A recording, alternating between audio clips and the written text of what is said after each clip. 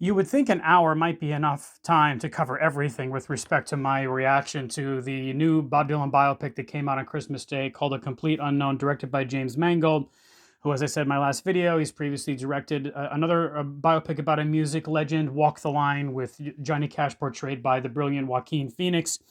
Um, well, guess what? It wasn't quite enough because as I'm listening back on that video, I'm thinking, you know what? I left out one really important thing. Is I was talking about all the brilliant acting surrounding Timothy Chalamet in this piece. And then I started to think about the other points upon which some further elaboration might be needed, because I really want to harden some of these criticisms that I really felt were urgent to make about this biopic, A Complete Unknown, on the subject of Bob Dylan. First and foremost, I can't believe that I left out Scoot McNairy portraying an ailing, incommunicative Woody Guthrie who was dying of a nerve disease as Bob Dylan gets to New York in January of 1961. That slowly but surely is robbing Woody Guthrie of the ability to communicate. He ends up being unable to write, certainly not playing an instrument. He and this is reporting that precedes the creation of this film, so there's probably some veracity to it. It's not necessarily a fictionalized thing, although they have some tongue-in-cheek fun with it, with Pete Seeger portrayed by the brilliant Ed Norton at Woody Guthrie's hospital bedside, which is Woody Guthrie apparently pre-made these cards that said something to the effect of "I'm not dead yet" on them, which is classic Woody, right? The you know the maverick, the individualistic, imperturbably energetic pioneer in music and politics that Woody Guthrie was. Of course, he would create cards letting the world know that he wasn't dead yet, even if things didn't look great for him. But Scoot McNairy, I said in my last video on this piece that Boyd Holbrook had perhaps the most amount of pressure, maybe the highest stakes, portraying Johnny Cash, because Cash, as I said, was previously portrayed by the brilliant Joaquin Phoenix, who was nominated for a Best Actor nomination, Best Actor Oscar for his role. But Scoot McNairy, it could be said, I think, had perhaps the greatest challenge of all the actors in the cast for this film, because Scoot McNairy could not say a word. He had to do all the acting with his body, with his face, with his mannerisms. And Scoot McNairy meets that challenge just as brilliantly as the other actors respectively meet the challenges that attend their characters. Joan Baez with Monica Barbaro, as I said, brilliant. Elle Fanning, very, very commanding performance as Suze Rotolo. Boyd Holbrook, as I mentioned, Ed Norton as Pete Seeger is wonderful. But Scoot McNairy, unlike the aforementioned actors, could not say a word. And as hokey, as saccharine, as syrupy as this scene is constructed by James Mangold, with Dylan already having fictitiously formulated the entirety of Song to Woody and performing it to Woody upon his very first meeting with the man. Of course, in his hospital bed, he's ailing with Pete Seeger, his longtime compadre, at his bedside. And Scoot McNairy uses mannerisms like grunts. You can hear him trying to enunciate words as Woody Guthrie, but can't. Although, if you listen closely, you can sort of understand what he's trying to say. He punches the desk, the nightstand by his bedside in approval for Timothy Chalamet as Bob Dylan. His performance live, by the way, Chalamet singing, Chalamet playing the instrument himself, having learned to do so for this role, which is wonderful. Scoot McNairy deserves major props. I can't believe I left out his name and his performance in my last video on this film. And again, while I, as you saw in my last video, I don't think this is a great film about Bob Dylan. There's plenty of great acting to go around nonetheless, and it's worth a look, if only for that. If you really appreciate fine acting, you'll find no shortage of it in this film. Another point upon which I wanted to expand is and again, I was disappointed that Brian Hyatt, of all journalists, given his experience, never asked James Mangold, at least not on the recording of the interview that I heard, if he had any qualms about any potential conflict of interest or undue influence that Dylan would have on a script about himself. Dylan having annotated the script, Dylan having created scenes, apparently, having asked that Suze Rotolo's name be changed to Sylvie Russo, who's ostensibly the character that Elle Fanning is portraying in the film. So Dylan had, or he enacted a rather heavy-handed scenes himself at 83 years old on this film, having even promoted it by tweet on December 4th, as I mentioned in my last video.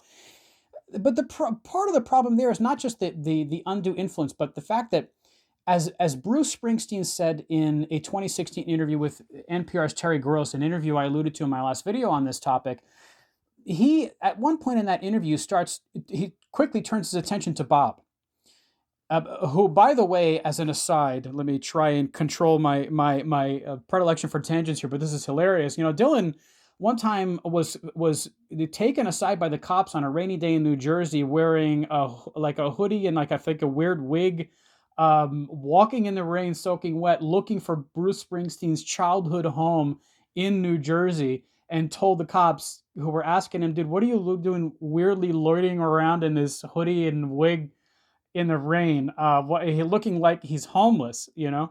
And Dylan explained, "I'm Bob Dylan." And of course, the cop was rather unconvinced of this revelation. And you can find, I'll link to that story actually in the description of this video, because it's one of the most hilarious things Dylan has ever done in his life. And you know, Bruce got a chuckle out of it. But in this interview, the reason he mentions Dylan is he describes Dylan as having, quote, sustained his mystery for 50 years.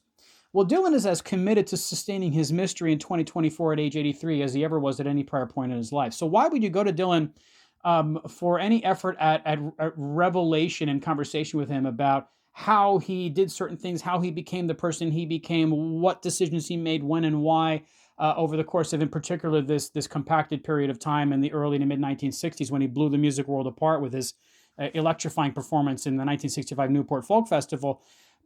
You're not. Dylan is going to use this opportunity to further obfuscate and further sustain that mystery, as Bruce puts it, not to reveal himself any more than he ever has shown a want to over the course of his life. And so it suggests to me that perhaps what Mangold was more committed to wasn't in revealing or illuminating much about the core of Dylan's being, who he is, what makes him tick psychologically, emotionally, intellectually, or otherwise, but rather in using the story we already know and turning it into something that could be, as far as James Mangold could make it, engaging and compelling viewing for an audience. Not to tell a true story about Bob, but to basically, in my view, kind of recycle much of what's already known about the Bob Dylan myth, and can that and put that out there in this film. And as I mentioned in my last video, there are these maudlin, saccharine moments when Mangold really, and Jay Cox, his co-screenwriter for the script, seems to get kind of carried away in that regard.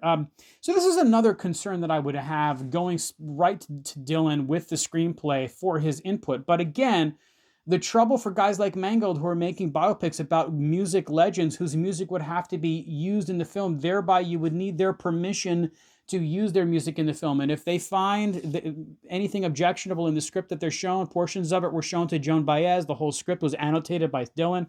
In this case, you're in trouble. You're not going to have the music to use in this film. And that's, of course, the trouble, as I've mentioned on multiple videos now, with the Prince documentary, 9 hours long, by Ezra Edelman, that has been shelved by Netflix at the behest of the Prince estate. They're refusing to allow permission for his music to be used until substantial changes are made to the way Prince's life is portrayed. Another, interesting point in the film that I had some comment on yesterday that I wanted to expand on here is the insertion of this Judas moment into a festival in which it didn't actually occur. A fan named Keith Butler shouts Judas at Bob Dylan during the electric half of his concert at Free Trade Hall in Manchester, England on May 17th, 1966. So different continent, a different year. It didn't happen anywhere near, geographically or chronologically, the 1965 Newport Folk Festival. I was thinking further about why it's bothersome that this heavy-handedness was deployed with respect to a fact of Dylan's career like this. And it's because this fact, unlike, by the way, the facts regarding, which are hazier, Dylan's first meeting with Woody, when and under what circumstances did he actually meet Woody? What songs, if any, did he perform in Woody's presence upon first meeting him? that stuff isn't as sacrosanct in terms of objective fact about Dylan's life and career as this whole Judas thing. The problem with manipulating the Judas moment, in addition to the qualms I expressed about it yesterday, is it is one of the best documented, most historically significant moments in Dylan's career. As I said on my last video, it was the last century is when the bootleg series, the a collection documenting this moment was released, 1998.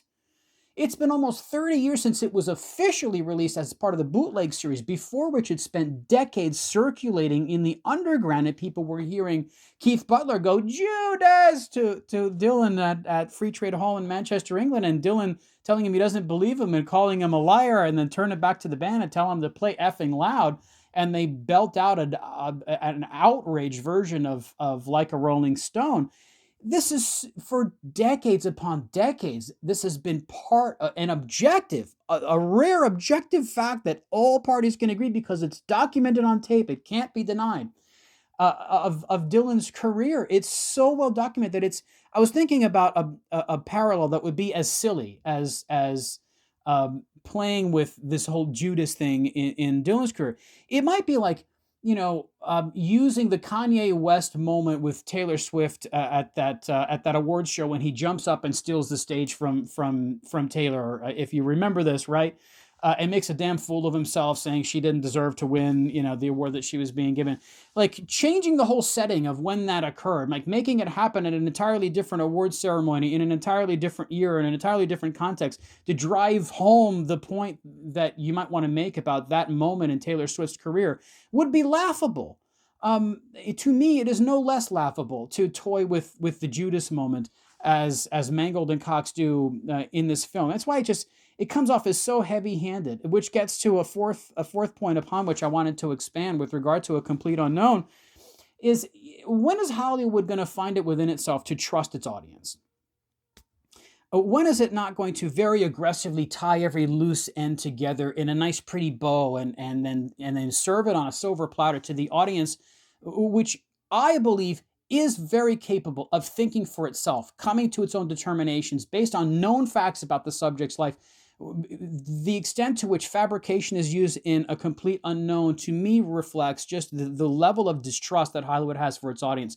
No, we need to really hold their hand and walk them through the scene and show Dylan being called Judas at Newport, to really show the extent to which the audience felt betrayed. But again, as I mentioned in my last video, there are many objectively known, well-documented, actual facts about the audience's response to Dylan's iconoclastic performance at the festival that day that are every bit as riveting, if not more so, in comparison to the Judas moment. And it would have been enough. It would have been enough for the audience to understand that this was a scandalous, controversial, very high-stakes moment that changed the trajectory of the entire music scene, from that hot July afternoon in Newport at that folk festival for years going forward. So much in the music business, in the music culture, changed as a result of what Dylan did that day. It's not overstating the significance of what Dylan did, to cloak it in such, I guess, lofty terms. So these are just a few additional points I wanted to make about A Complete Unknown. I think, again, the bottom line is, as long as Hollywood refuses to trust its audiences with what is actually known about the subject of these films, and instead insists on aggressive fabrication of the facts in order to really drive home a point in this sort of ham-fisted, heavy-handed, overzealous, overreaching way, because they don't trust their audience to dig a little deeper than just the surface with them. They don't trust their audience to connect the dots on their own. No, they must be inundated with a barrage of fact and fiction in order to be sort of dragged to the finish line of a given subject story, as has so often been the case with Amy Winehouse and Bob Marley and so many of these other Elvis, right? Whitney Houston. I mean, I've gone on about these music biopics in prior videos. Until this changes, the biopic about music legends is going to continue to be hopelessly mediocre, and that it probably only will get worse. I can't wait for the day when a really talented director with some courage and the financial backing to act upon that courage finds it somehow possible to tell a gritty, truthful, illuminating, compelling story about a music legend while at the same time securing said music legend's permission to use the music. That seems to be the very difficult tightrope that these directors have to walk: secure permission to use the music while also telling a story that may ruffle some feathers or make the subject, him or herself, uncomfortable. If that's become impossible, if that was always perhaps impossible, if it's going to, for years to come, be increasingly impossible as these estates of the late artists and the artists themselves are still alive and living voice their objections and refuse to grant their permission for their music to be used in biopics about them, the task is so futile and so hopeless as to be unworth even approaching. Uh, so just some additional thoughts about A Complete Unknown. Again, I do think it's worth watching because the acting is so good. But I would caution anyone against going into this film watching it for any greater understanding of who Dylan is or his impact. For that, read Elijah Wald's book, Dylan Goes Electric. It's fantastic. I am planning to post a book review here at The Curious Listener about it soon. Start with that. And then the film is like throw a cherry on the sundae, or it's a side dish. It's an appetizer at best. It ain't the main entree, folks. That's Elijah Wald's book. Check that out before you see the film, and I hope you do both.